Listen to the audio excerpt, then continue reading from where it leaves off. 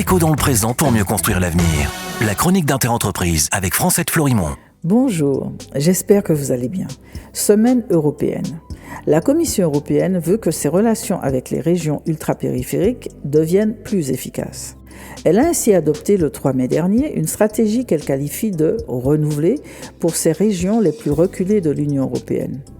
Selon la Commission, cette nouvelle stratégie vise, je cite, « à libérer leur potentiel par des investissements et des réformes appropriées ». Fin de citation. Les régions ultrapériphériques de l'Union européenne sont au nombre de 9, dont 6 sont rattachées à la France, à savoir la Guadeloupe, la Guyane, la Martinique, Mayotte, la Réunion et Saint-Martin.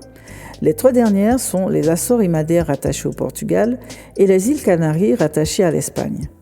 La nouvelle stratégie de l'Union pour les RUP donne ainsi la priorité aux personnes en proposant des mesures concrètes pour améliorer les conditions de vie des 5 millions d'habitants au total de ces territoires.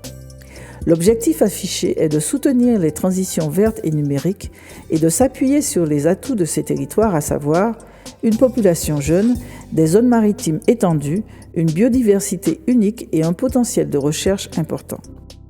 Dans cette nouvelle stratégie, la Commission déclare également vouloir apporter un soutien sur mesure à chaque RUP grâce à un dialogue renforcé. L'Union européenne veut fonctionner différemment avec les RUP parce qu'elle considère qu'ils sont importants pour elle à cause de leur biodiversité unique et de leurs riches sources en énergie renouvelable. L'Union veut aussi s'impliquer différemment dans les RUP parce qu'elle est consciente que si les conditions de vie, les problèmes sociaux, la vie chère et la pauvreté demeurent comme aujourd'hui dans ces territoires, elle ne parviendra pas à en tirer le meilleur profit.